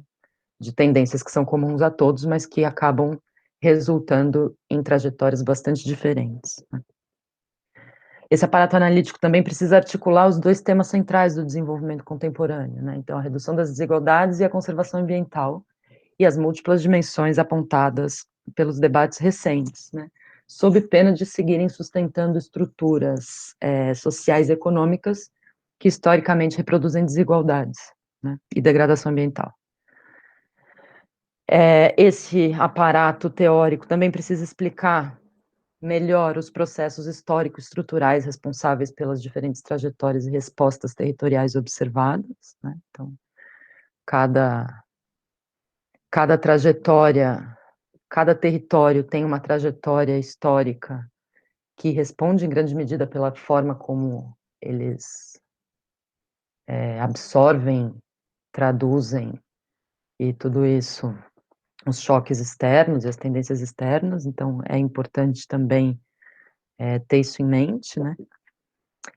Esse quadro conceitual também precisa compreender e revalorizar a diversidade territorial, que é uma característica central do atual momento do capitalismo mundial, né? Então, de novo, como eu já tinha dito, ela precisa ser capaz de entender como se compõem e se organizam nas diferentes configurações, e entre elas as múltiplas dimensões envolvidas nos processos de desenvolvimento, né? E as suas repercussões em termos de ampliação ou restrição das liberdades, das capacidades, enfim, e todo o debate sobre o desenvolvimento. A mesma coisa, esse novo paradigma de olhar, para essas questões, precisa aprofundar reflexões sobre novas formas de inserção dos territórios não metropolitanos, né, nas dinâmicas de desenvolvimento, para além da produção de bens primários ou de receptáculo de iniciativas para os pobres rurais, né, mas, ao contrário, precisa ter uma capacidade de desenvolver olhares sobre o conjunto das interdependências que caracterizam esses territórios, e aí, de novo, entre sistemas sociais e naturais, entre o rural e o urbano, entre o agronegócio e a agricultura familiar, que também são sempre tratados de maneira dicotômica, né, entre inclusão produtiva e assistência social, né, então, de novo, vale a pena investir na inclusão produtiva ou não tem jeito, a gente deixa a questão do desenvolvimento econômico na mão de territórios mais avançados, urbanos e tal, e resolve a pobreza rural com transferência de renda e com assistência social, né, que é o modelo um pouco, claro, nas últimas décadas aí no Brasil houve iniciativas de inclusão produtiva, de incluir a população rural nos processos de desenvolvimento, mas o grande mote das últimas décadas aí foi manter o agronegócio, né, e segurar a bronca com as políticas assistenciais e sociais, né? Então, isso também não pode ser mais visto assim de forma dicotômica, né? E isso, então, avançar em relação a essas dicotomias e conseguir um olhar mais interdependente tem implicações importantes para a forma como vão se desenhar instituições e políticas para as áreas não metropolitanas, né? Então, para terminar, é a ideia de que existe uma necessidade profunda e em aberto de mobilizar recursos teóricos de variadas tradições disciplinares, né, em torno de um marco analítico relacional que seja capaz de incorporar aí todo esse debate que vem acontecendo, tudo isso que a pandemia vem explicitando, e que seja capaz de ajudar a pensar a mudança, né, e a transição aí para um novo padrão. E isso aí é o grande desafio, então, da ciência e dos instrumentos científicos do século XXI, é lidar com todas essas questões que não podem ser respondidas com os instrumentos que a gente tinha até o final do século passado e começo desse. Acho que era isso que eu tinha para dizer. Eu vou tirar aqui a minha apresentação, que eu já também cansei de falar. E aí vocês podem falar um pouco.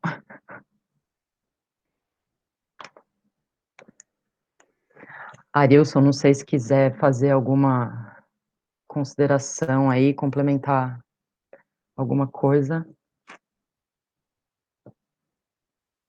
Não, melhor ouvir os demais. Tinha colocado na minha nota de leitura, né, até uma certa, vou falar esperança, né, sobre essa tese de dar uma melhora nessas cidades intermediárias, nessas regiões estariam no meio termo entre o rural e o urbano, mas eu fiquei pensando como isso funcionaria em alguns estados continentais, tipo o Brasil, por exemplo, né? Isso seria algo mais recortado, né? Tipo aqui no Sudeste, no Mato Piba, no Cerrado, seria muito mais talvez, uma heterogeneização desses recortes territoriais que já existem do que uma integração propriamente dita, né? Não sei. Acho que a heterogeneização, sim, quando a gente pensa em, principalmente era aquilo que eu vinha falando, né? Quando a gente pensa nas grandes macro-regiões tradicionais em cima das quais era feito e pensado todas as políticas e as formas de planejamento, né? Então, sim, existe uma diversificação cada vez maior interna a essas regiões que precisam ser olhadas, né? Mas acho que a integração entre as cidades médias e as áreas rurais, ela vem cada vez mais se mostrando como uma opção, principalmente para as áreas rurais, né? As cidades já têm, em algum sentido, alguma presença maior de equipamentos e tudo isso, e elas podem sim significar um novo modelo de pensar as diferentes regiões, mas elas precisam de políticas para isso, né? Eu não sei te dizer se isso vem se encaminhando nesse sentido ou se isso é muito mais uma esperança e uma oportunidade não trabalhada, mas, enfim, não sei exatamente qual é o seu ponto. Não sei se eu entendi a sua pergunta. Não seria se, por exemplo, pelo que eu compreendi, se isso um recorte de um estado que se fosse menor, por exemplo, pegar uma questão da Bolívia, ou mesmo. Tá, vamos pegar o exemplo do Brasil. A gente teria alguns lugares, como aqui no Sudeste, que seria extremamente urbanizado, embora você já tivesse produção rural, já tivesse, de certa forma, estabelecido essas cidades intermediárias, né? E onde você encontrar uma necessidade muito menor e oportunidades muito mais limitadas de você poder aprimorar mais essas cidades intermediárias, que você encontraria, por exemplo, em locais como Cerrado, para Matopiba, alguns lugares do norte, por exemplo, onde tem algumas atividades pecuárias, né? E aí isso não serviria mais ainda isso não iria intensificar mais ainda o domínio de políticas que iriam continuar favorecendo determinadas elites e grupos dessas regiões, em vez de criar uma integração maior sobre como isso se estabeleceria no Brasil como um todo. Isso eu digo, as oportunidades das intermediárias, né? Se essa heterogeneização que já existe e talvez se intensificaria com as necessidades da pandemia, não iria simplesmente acirrar esses tipos de problemas e dominações que já existem nessas áreas. Então, um pouco das respostas de políticas para isso que já existiram, eu não citei aqui, né? Eu falei só da Política Nacional de Desenvolvimento Regional, falei do Território da Cidadania, mas lá nos anos, acho que foi de 2008, 2009, teve um estudo muito importante, que era o estudo de desenvolvimento da dimensão, não, estudo da dimensão territorial para o planejamento, é algo assim, foi um estudo que foi encomendado pelo Ministério do Planejamento para alguns pensadores da questão territorial, na época era o professor Clélio Campolina Diniz, que coordenou esse estudo, e a grande proposta era justamente adensar as redes de cidade no interior do Brasil, né, a partir de macropolos, que na verdade não deixa de ser a mesma lógica anterior de você criar polos de desenvolvimento e buscar que eles se espalhem, né, mas era a lógica bastante de criar, então, esses macropolos e, a partir deles, adensar os fluxos e as redes de cidade, de forma a garantir que os lugares fora das áreas tradicionalmente mais desenvolvidas do país tivessem também oportunidades. Então, toda a lógica das universidades, dos centros de pesquisa, tudo isso deveria ser interiorizado e poderia fazer frente a isso, né? A questão das cidades intermediárias e tal. Isso não foi levado à frente, foi um estudo que parou por aí, e essa questão deixou de ter centralidade na agenda do governo, né, depois de alguns anos em que isso teve uma retomada quente desses debates de como adensar essas redes de cidades, interiorizar o desenvolvimento. Esse debate sobre os polos teve bastante destaque também, mas depois perdeu um pouco de espaço na agenda, justamente porque o modelo que a gente viu naqueles anos, foram aí até começo da segunda década dos anos 2000, acabou por funcionar por um tempo, né? Então, essa lógica de que você consegue, ao mesmo tempo, ter um modelo esquizofrênico em que você aprofunda atividades e questões mais concentradoras, como o agronegócio e tal, ao mesmo tempo em que você resolve os problemas por outra via, né, que é não necessariamente interiorizando o desenvolvimento, mas repassando renda e transferência de recurso e tal, isso acabou funcionando por um tempo. Então, na verdade, esse debate perdeu um pouco espaço em nome desse outro modelo que acabou ganhando força, mas que também teve um limite bem claro, né.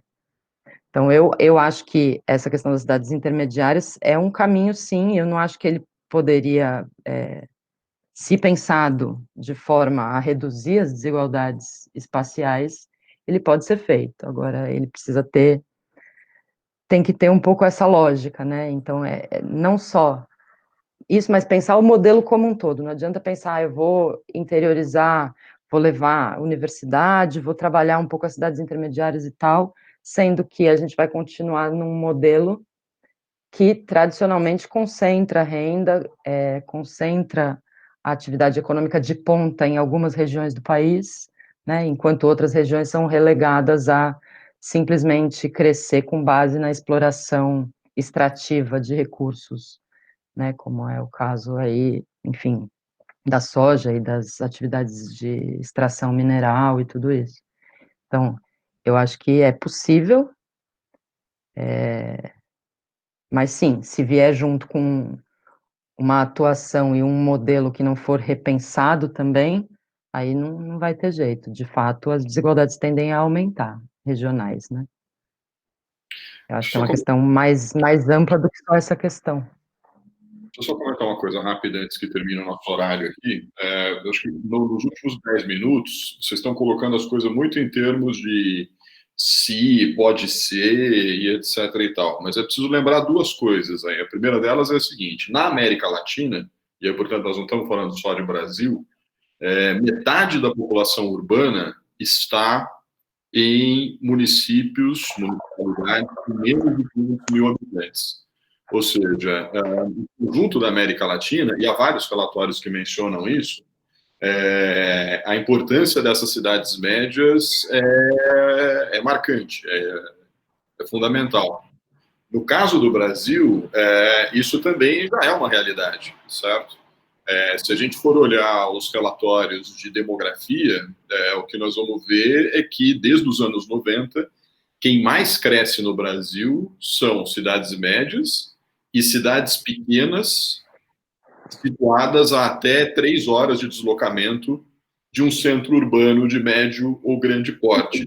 Então, quer dizer, essa reconfiguração da malha urbana, isso já é uma realidade. Não é uma questão de pode ser que no futuro as cidades médias tenham essa importância, etc. e tal. Já tem. É bem verdade também que nós temos, quando falamos disso, dois tipos de cidades médias. Tem um tipo de cidades médias que é transbordamento do urbano e do metropolitano. Então, na prática, isso é uma extensão do metropolitano. Mas a gente tem uma rede muito expressiva de cidades médias que estão afastadas de regiões metropolitanas. Então, vamos pegar aqui o caso do semiárido do Nordeste.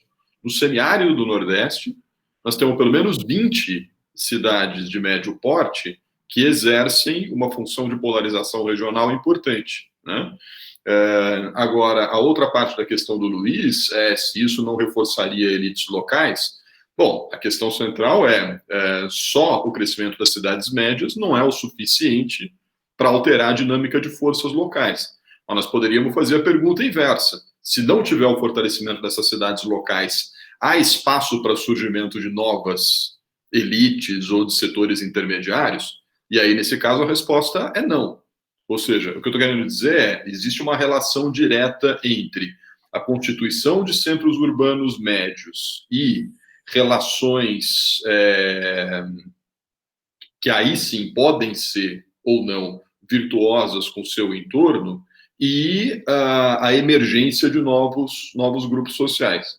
Agora, se não houver cidades médias, é muito difícil que você tenha a criação de novos fluxos que permitam mudar a composição dos grupos sociais na escala local.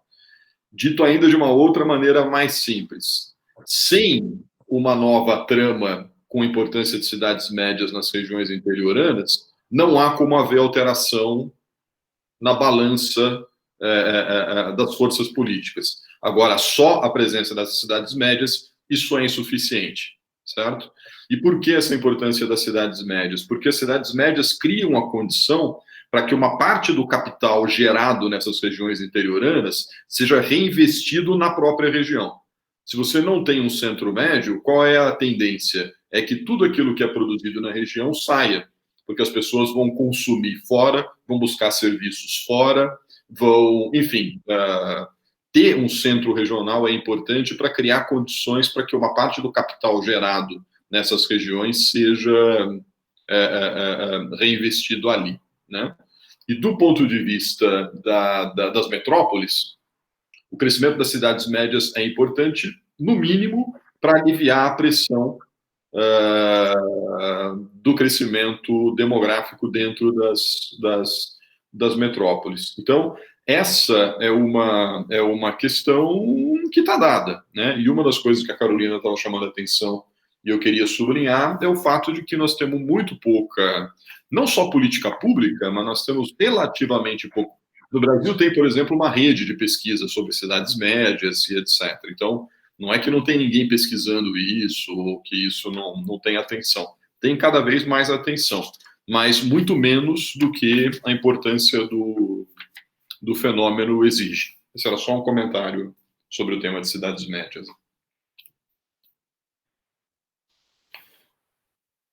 Bom, nós já estamos no limite do horário, né? São 9h02. Por conta do horário, eu vou sugerir, então, que a gente pare por aqui, né? Hoje teve pouco tempo para discussões, mas na quinta-feira a gente retoma, então, talvez de maneira muito rápida, sublinhando aí algumas ideias mais importantes e deixamos o restante do tempo para nossa discussão. Tem aqui 2 ou 3 aspectos também que eu queria destacar, mas por conta da gente já ter passado das 9 horas, eu deixo isso para quinta-feira e aí a gente retoma. Também provavelmente tem outros colegas que queiram comentar ou perguntar algo, então a gente retoma a partir daí na quinta, pode ser? Então tá bem. Então, obrigado, Carolina, obrigado todo mundo e a gente se vê na quinta-feira, aí retomando do ponto que paramos, tá bom? Certo. Tchau, boa noite. Até mais. Boa noite.